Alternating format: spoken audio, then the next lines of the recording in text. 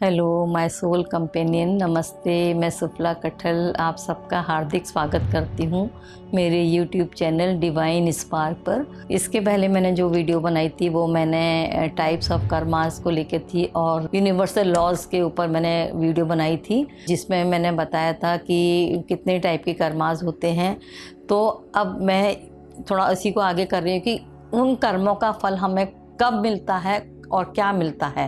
तो मैंने बताया था कि 3 टाइप के कर्मास होते हैं। एक होते हैं संचित कर्म, एक होते हैं हमारे प्रारब्ध कर्म और एक होते हैं जो क्रियमान कर्म। हमारे संचित कर्म वो होते हैं जो हमारे पास्ट लाइफ के जितने भी हमने कर्म किए हैं, चाहे वो अच्छे हैं या बुरे हैं, उन सब का एक कलेक्शन, उसका स्टोरेज तैयार हो जाता है, जिसको हम बोलते हैं कार्मिक अकाउंट।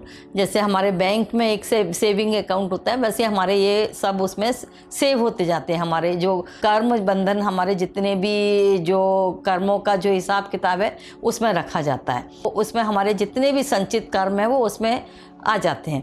अब यदि हम बोलते हैं कि अब उसी संचित कर्म का जो कुछ पार्ट है, जैसे जो हमें अभी ये जीवन जो मिला है, जो लाइफ मिली है, अब हमको हमारी लाइफ क्या होगी, कहाँ हम जन्म लेंगे, क्या हमारी डेस्टिनी होगी, हमारे कौन माँ बाप, भाई बहन या रिश्तेदार या आस पड़ोसी या जो भी लोग हमको इस दुनिया में, जितने भी लोग हमें इस जीवन में टकरा रहे हैं, जितने लोग भी मिल रहे हैं और जिनसे ख़ास तौर से हमारा लेना देना है, तो वो हमको इस जीवन में मिलते हैं। ये बोला जाता है कि आप नहीं मिलते, आपको मिलवाया जाता है, क्योंकि इस टाइप से कुछ सिचुएशन या कुछ योजना तैयार होती है यूनिवर्स की तरफ से कि आप उनसे ही मिलते हैं।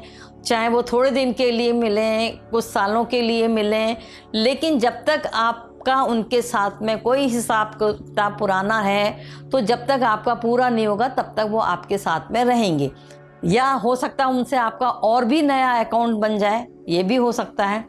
तो ये जो हमको मिलते हैं, जैसे कभी कभी हमने देखा हमारा कहीं बाहर ट्रांसफ़र हो गया, हम कहीं बाहर चले गए, तो जहाँ पर जो लोग मिल रहे हैं उनसे कभी हमारे बहुत अच्छे संबंध भी हो सकते हैं, बहुत ख़राब भी हो सकते हैं। मतलब कहीं ना कहीं उनसे कहीं आपका कोई कनेक्शन पहले की लाइफ में रहा है, जो कि आज भी आपको किसी न किसी रूप में वो आपको मिल रहे हैं। अब यदि मैं ये बोलूँ कि जो हम बोलते हैं कि मृत्यु लोग जो होता है या जो आत्म लोग होता है, जहाँ पर कि आत्माएं रहती हैं, मतलब मृत्यु के बाद हम जहाँ आत्माएं रहती हैं वहाँ पर साल का भी कोई हिसाब किताब नहीं रहता। वहाँ पर जो आत्मा है वो हजारों साल भी रह सकती है। मतलब किसी की मृत्यु हुई तो कोई ज़रूरी नहीं है कि उसको तुरंत ही जन्म मिल जाएगा। हो सकता है कि उसको 50 साल, 100 साल या 1000 साल के बाद भी जन्म मिले, लेकिन सब आत्माएं वहाँ जाके रहती हैं, वहाँ उनका एक दूसरे से कांटेक्ट होता है और वहाँ पर जो भी है डिसाइड होता है कि अगले जन्म में कौन कब मिलेगा। ये एक एजेंडा तैयार होता है और वहाँ पर सोल कांटेक्ट होता है और उसके हिसाब से जो सोल होती है उनके माँ बाप को ढूंढा जाता है कि किस में ये कुछ सोल कहाँ जाएगी और वहाँ पर उनको कौन कौन लोग मिलेंगे। तो ये सारी चीज़ें पहले ही डिसाइड हो जाती है और इसलिए हमारी जो डेस्टिनी है वो पहले ही तैयार है कि हमें कहाँ पैदा होना है। अब जैसे कि मैंने बताया था आपको कि संचित कर्म से तो हमारा आज प्रारब्ध बना, मतलब हमारा जो आज है, हमारी की जो लाइफ है, तो हम जो भी हमको लोग मिल रहे हैं या जो भी हमारे भाग्य में हैं वो हमको मिलता है, क्योंकि वही हमारा भाग्य बनाता है। लेकिन मैंने जैसे बताया था कि यदि हमें आगे अपना फ्यूचर अच्छा करना, क्योंकि भूतकाल में तो हमें नहीं मालूम हमने जो किया था वो हमें आज मिल रहा है, लेकिन आगे आने वाला समय तो हम अपना अच्छा कर सकते हैं। तो जो क्रियमान कर्म है उससे हमारा आगे भाग्य बनेगा।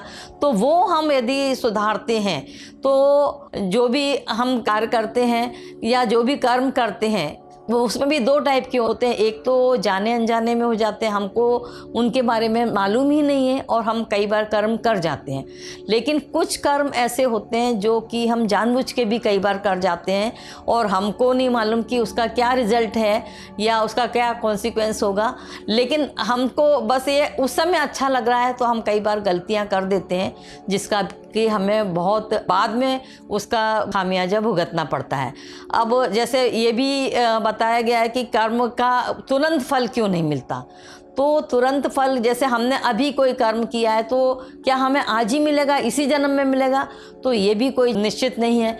जैसे कि मैंने पहले भी इस चीज़ को बताया था कि कर्मों का फल तो ये अकाउंट हमारा जमा होता जा रहा है, और ये हो सकता है बहुत साल पुराना भी कोई ऐसा कर्म रहा होगा जिसका फल हमें आज भोगना पड़ रहा है, या अभी हम जो कर रहे हैं उसका हमें कितने साल के बाद या किस जन्म में भोगना पड़ेगा, वो भी हमें कुछ भी नहीं मालूम। तो बस हम इतना जानते हैं कि हम अपने हिसाब से अच्छा कर्म करें, हमेशा भगवान को धन्यवाद करें, या अपने आप को भगवान को सरेंडर कर दें कि जो आप करते हैं अच्छा करते हैं। क्योंकि कई बार हमने ये भी देखा है कि जो बहुत अच्छा काम करने वाले हैं, बहुत अच्छे सज्जन व्यक्ति हैं, सब कुछ अच्छा कर रहे हैं समाज के लिए, देश के लिए, सब कुछ है, लेकिन उसके बावजूद भी उनको कई बार तकलीफ़ों का सामना करना पड़ता है। तो यही लगता है जब इतने अच्छे व्यक्ति को क्यों ऐसा मिल रहा है कर्मों, तो यहाँ पर यही है कि जो उनके कर्मों की सजा थी, हो सकता है उन्होंने बहुत पहले कभी जन्म में कुछ ऐसे कर्म किए होंगे जिनका की सज़ा आज उन्हें मिल रही है। कई ऐसे भी हैं जो बहुत दुष्कर्म करते हैं और बहुत बदनाम लोग हैं, सब कुछ खराब कर रहे हैं, लेकिन उसके बाद भी दिन पे दिन फलते फूलते जा रहे हैं और उनके साथ में बहुत कुछ अच्छा हो रहा है। तो ये यहाँ पर भी यही है कि वो हो सकता है कि पहले जन्म में उनको कभी उन्होंने अच्छा किया होगा तो आज उनको ये सब देखने को मिल रहा है। तो कहने का मतलब है कि कर्मों का हमें नहीं मालूम कि कब हमें उसका फल देखने को मिलेगा। इसका एग्जाम्पल एक ये भी है, जैसे कि जो धृतराष्ट्र थे, उन्होंने श्री कृष्ण जी से एक सवाल किया था। उन्होंने अपनी योग्यता या अपने ज्ञान चक्षु से उन्होंने अपने पुराने 100 जन्मों का उन्होंने ये देख लिया था कि उन्होंने ऐसा कोई बुरा कर्म नहीं किया, फिर भी उनके 100 पुत्रों का वध हुआ था। उन्होंने कृष्ण जी से यही बात की, मैंने तो ऐसा कोई काम नहीं किया, फिर मुझे इतनी बड़ी सज़ा क्यों मिली और मुझे क्यों अंधा मतलब होना पड़ा। तब श्री कृष्ण जी ने कहा कि तुमने अपने 100 जन्म तक तो देख लिया जिसमें तुमने बहुत अच्छे कर्म किए थे, लेकिन उसके पहले, क्योंकि कृष्ण जी ने अपनी योग्यता के बल पे ये देखा कि उसके पहले उनको जो जन्म था वो उसमें वो राजा थे और उस जन्म में वो बहुत खाने पीने के मतलब स्वादिष्ट भोजन व्यंजन का बहुत मतलब शौकीन थे। वो बिना सोचे समझे वो कुछ भी खा लेते थे, लेकिन बस स्वादिष्ट होना चाहिए। तो उनका जो एक रसोइया था, तो उन्होंने एक बार उनको 100 हंसों को मारकर उनका जो भोजन तैयार किया और उनको एक एक करके 100 हंसों का भोजन उनको खिलाया। तो स्वाद में अंधे होकर उन्होंने ये कुछ नहीं देखा, उन्होंने वो खा लिया। अब जो कर्म उन्होंने किया उसकी सज़ा उनको इतने साल के बाद मिली कि उनके 100 पुत्र जो मारे गए और उनको अंधा होना पड़ा। तो कहने का मतलब है कि जो हमें कर्मों का फल है वो हो सकता है कितने साल के बाद भी मिल सकता है। जैसा कि मैंने पहले भी बताया था कि कर्मों का फल कब मिलेगा ये हमें नहीं मालूम, क्योंकि ये भी बोलते हैं कि आपने यदि कोई कर्म किया, यदि कोई बुरा कर्म किया है तो भगवान आपको समय भी देते हैं कि एकदम उसका फल नहीं देते। वो ये बोलते हैं कि मैंने तुझे समय दिया है, अभी भी तू अपने कर्मों को सुधार ले या माफ़ी मांग ले या अपना प्रायश्चित कर ले, तो हो सकता है कि आपको उसकी सज़ा, कर्मों का फल तो मिलेगा लेकिन हो सकता है उसकी उतनी तीव्रता ना हो। क्योंकि कई बार हमने देखा है कि जब हम अच्छा कर्म करने लगते हैं तो हो सकता है हमारे ऊपर बहुत बड़ी विपत्ति आने वाली है, लेकिन बहुत हल्के से निकल गई, आसानी से निकल गई। कर्म तो हमने भोगा लेकिन उसमें अब ज़्यादा हमको कष्ट नहीं हुआ। एक तो ये हमारे कर्मों का था, क्योंकि हमने जो कर्म अच्छे यदि कभी किए होंगे तो बहुत जो विपत्ति बहुत तीव्रता से आनी थी वो उतनी तीव्रता या उतनी इंटेंसिटी से नहीं आती, तो हमको इसका इतना फल ज़रूर मिलता है। इसलिए हमने देखा कि जैसे धृतराष्ट्र का कि 100 साल तक तो उनके जीवन में कोई प्रभाव नहीं पड़ा, लेकिन उसके बाद उनको जो जीवन में मिला उनको बहुत कष्टों का मतलब सामना करना पड़ा। तो कहने का मतलब है कि हमको जो कर्म जो हम करते हैं उसका फल कभी ना कभी तो मिलता है, और किस रूप में आएगा वो हमको नहीं मालूम। क्योंकि कभी कभी हमने देखा है कि हम जैसे तुरंत जो भी करते हैं उसका फल हमें तुरंत नहीं मिलता, अच्छा या बुरा कभी जो भी करते हैं, क्योंकि ईश्वर यही बोलते हैं कि आपने जो कर्म किया है उसके लिए वो कुछ समय देते हैं आपको कि आप इसमें यदि कोई प्रायश्चित करते हैं या आप माफ़ी मांगते हैं सामने वाले से या अपने आप से भगवान से, तो हो सकता है कि आपको उतनी तीव्रता से उसका सामना ना करना पड़े, मतलब आपको कर्म तो भुगतना पड़ेगा, लेकिन हो सकता है उतनी सज़ा आपको ना मिले। तो हमको मालूम है कि कभी कभी हम जाने अनजाने में भी कई चीज़ें कर लेते हैं, गलतियां करते हैं, कर्म ऐसे कर जाते हैं। तो वो ये बोला जाता है कि जो आपने गलती से, मतलब जिनके बारे में आपको नहीं नॉलेज है, तो उसका तो इतना कोई फ़र्क नहीं पड़ता। लेकिन यदि जानबूझ के आप करते हैं, आपको मालूम है कि इसकी इतनी बड़ी सज़ा है, ऐसा नहीं करना चाहिए, इसके बावजूद भी आप करते हैं, तो आपको इसका तो कभी ना कभी सज़ा आपको इसकी मिलती है। जब भी वो कर्म फल पक के तैयार होगा, अब उसमें कितना समय लगेगा उसका नहीं बोल सकते, लेकिन हो सकता है इस जन्म में नहीं, अगले जन्म या उसके भी आगे कभी भी जन्म में उसका फल आपको ज़रूर मिलेगा।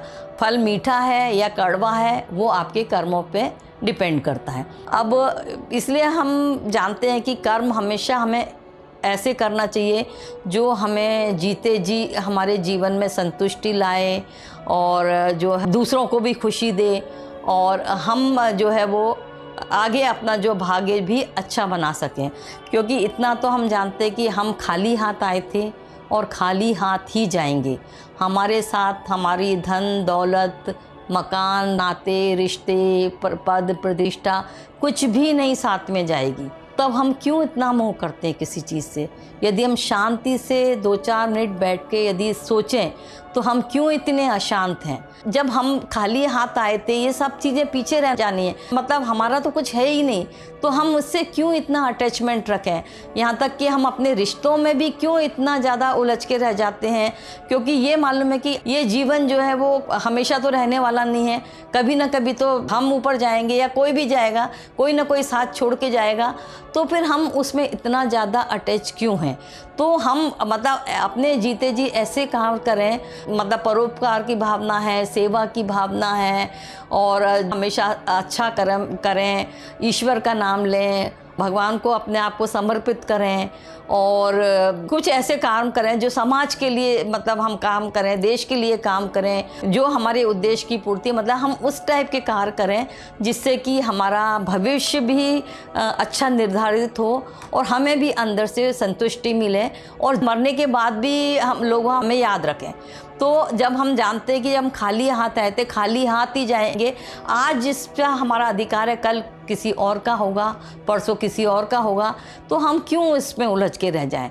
तो मतलब ये है कि हमें कर्मों का फल तो हमें हमेशा ही मिलता है, अच्छा या बुरा।